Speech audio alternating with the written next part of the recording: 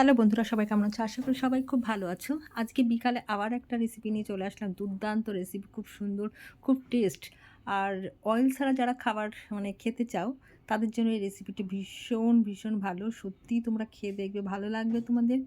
আজকে করে নিয়েছি আ গার্লিক বাটার নান, আর করে নিয়েছি চিকেন আ রেজালা। তো চিকেন রেজালাটাও তোমাদের সঙ্গে শেয়ার করব। চিকেন রেজালাতে আলু দেয় না, কিন্তু আমরা একটু আলু খেতে পছন্দ করি, তাই এই কারণে আমরা একটা আলু দিয়েছি। তো প্রথমে আমি নিয়ে নিচ্ছি 500 গ্রাম ময়দা।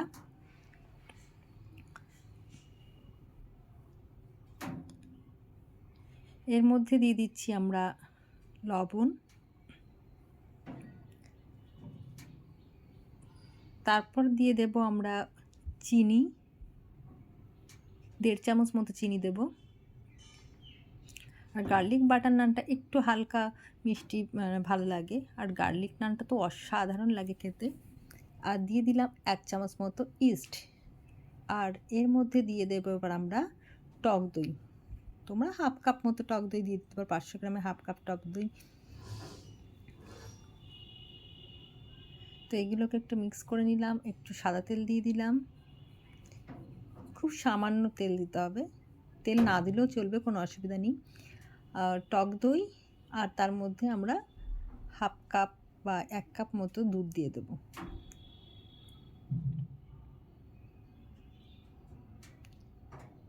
দেখো, আমরা মোটামুটি হাফ কাপ মতো দুধ, টক দই দিয়ে দিয়েছি।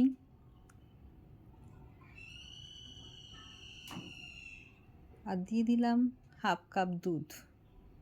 আর বাকি ময়দাটা মাখানোর জন্য আমরা জল ইউজ করব। তো সত্যি রেসিপিটি দুর্দান্ত, গার্লিক বাটার নান।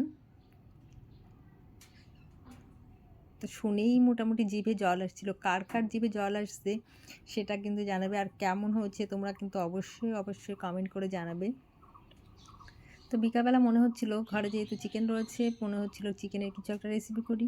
তার চিকেন রেজালা বানিয়ে নিলাম। চিকেন রেজালাটাও তোমাদের সঙ্গে আমি শেয়ার করব। তো তোমরা পুরোটা ভিডিও দেখতে থাকো, শেষ পর্যন্ত দেখবে, অবশ্যই তোমাদের ভালো লাগবে। আর তোমরা কিন্তু অবশ্যই এই গার্লিক বাটার নানটা বাড়িতে করে খাবে। বাড়িতে বানিয়ে দেখবি সত্যিই অসাধারণ টেস্ট। আমরা যে লুচি খাই, লুচির থেকেও অনেক বেশি বেস্ট এটা করা। আর এটা করা অনেক সহজ। এই ময়দাটা মাখাটাই মেন। দেখো, খুব সামান্য একটু তেল আমরা হাতে দিয়ে নিলাম, যাতে ময়দাটা আমাদের হাতে না লাগে। এইভাবে আমরা এটাকে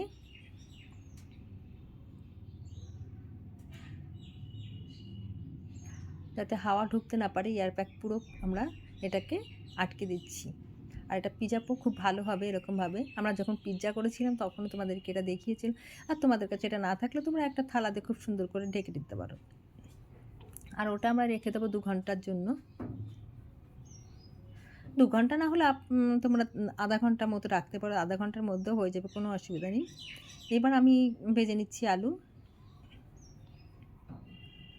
চিকেন রেজালা করার সময় আলু দেওয়া হয় না, কিন্তু আমরা যেহেতু ঘরোয়া করবো, খাবো, তো সেই জন্য আমরা আলু দিচ্ছি। আর আমাদের আলুটা খুব প্রিয়, ফেভারিট। কার কার মাংসে আলু ফেভারিট সেটা কিন্তু অবশ্যই জানিও। আমার কিন্তু মাংসের আলু ভীষণ ভালো লাগে, মাংস না হলেও চলবে, মাংসের আলু আর একটু ঝোল হলেই চলবে।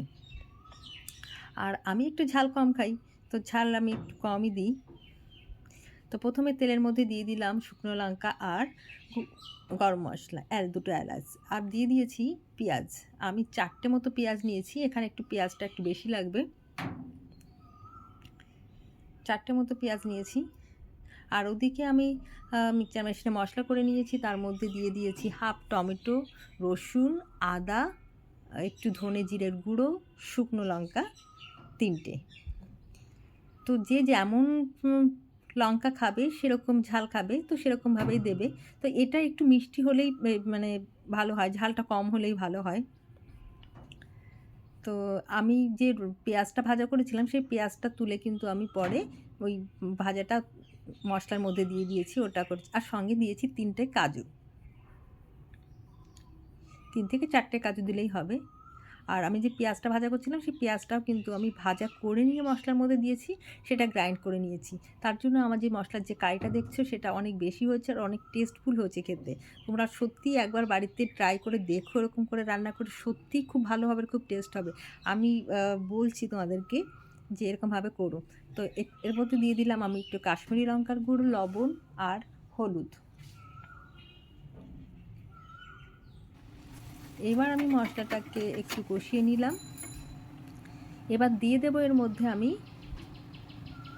জল। এবার জল দিয়ে আমি এটাকে কষাবো।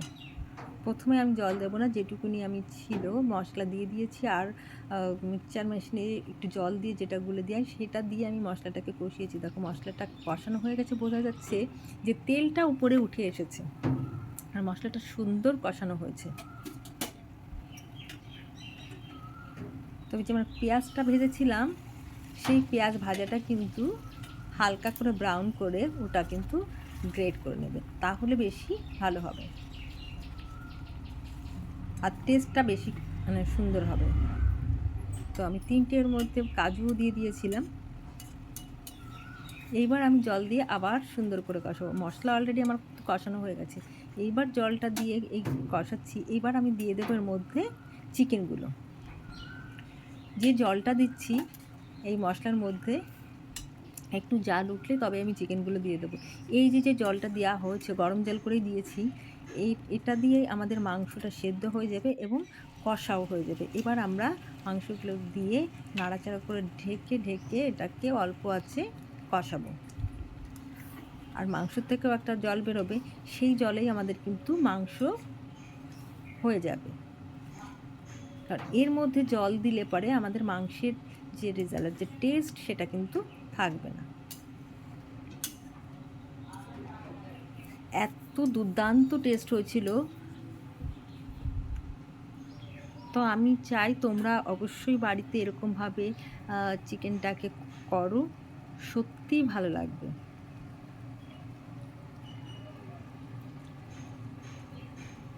এইবার আমার ঘরে যে একটা গরম মশলার যে ডাস্ট ছিল সেটা আমি একটু দিয়ে দিয়েছি। আমার দেখো চিকেনটা রেডি হয়ে গেছে।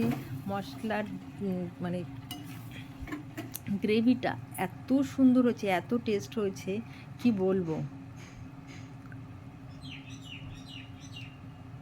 তো তোমরা কিন্তু অবশ্যই জানাবে আর অবশ্যই বাড়িতে একবার ট্রাই করবে। আমি বলছি তোমরা একবার ট্রাই করে দেখো তোমাদের খুব ভালো লাগবে। আর বাটার নানটাও করে খেয়ে দেখো, সত্যিই খুব ভালো হবে। খুব মানে অল্প সময়ের মধ্যেই কিন্তু এটা হয়ে যায়। তো আমি এখানে ধনেপাতা কুচি করে নিয়েছি আর দিয়ে দেবো এখানে সাদা তিল আর গার্লিক মানে রসুনটাকে আমি কুচি করে নিয়েছি। তো প্রথমে আমি দিয়ে দিচ্ছি একটু বেলে নিয়ে রসুন, তারপরে আমি দিয়ে দেব সাদা তিল,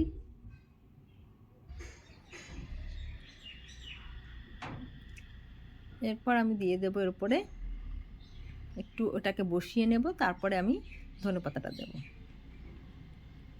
দেখতেও খুব সুন্দর আবার খেতেও খুব টেস্টি। আর যারা নিরামিষ করতে চাইছো বাটার নানটা, তারা রসুনটা বাদ দিয়ে তোমরা একটু গাজর গ্রেট করে দিয়ে দিতে পারো ওর উপরে, সেটা অনেক বেশি টেস্ট, অনেক বেশি সুন্দর হবে।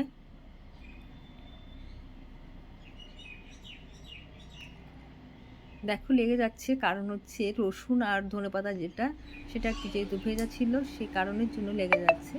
আর আমরা চিকেন কষা হয়ে গেলে খুব সামান্য 1 চামচ মতো আমরা একটু বাটার দিয়ে দিচ্ছি চিকেনের মধ্যে, ওটার স্বাদ আরও বেশি হবে, সুন্দর হবে।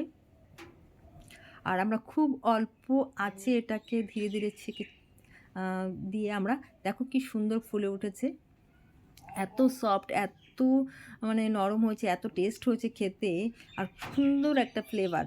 তো এবার তোমরা বাটার এইভাবেও দিতে পারো, তোমরা এটা নামানোর পরে নামিয়ে বাটার ব্রাশ করে দিতে পারো, সেটাও খুব সুন্দর, অনেকটা সময় থাকবে এবং খুব সফট হবে।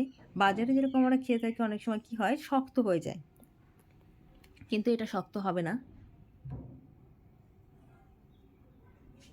তো আমরা একটু বাটার দিয়ে ভেজে নিয়েছি, দেখো দেখতেও খুব সুন্দর হয়েছে, খেতেও খুব সুন্দর হয়েছে।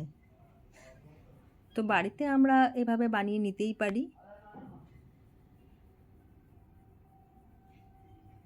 তোমাদের ভালো লাগলে অবশ্যই লাইক, কমেন্ট, শেয়ার করবে, সাবস্ক্রাইব করবে আমার চ্যানেলটিকে। তোমরা আমার ফ্যামিলি, তো আমার মনে হয় তোমাদের সঙ্গে আমি সমস্ত কিছু একটু শেয়ার করি। আমার খুব ভালো লাগে শেয়ার করতে।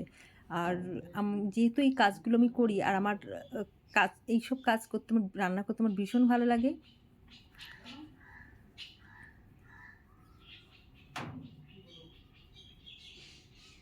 কিছুটা হলেও টাইম পাস হয়ে যায় রান্না করতে। রান্না করলে মন ভালো থাকে, খুবই ভালো লাগে। তো তোমরা সবাই খুব ভালো থাকবে।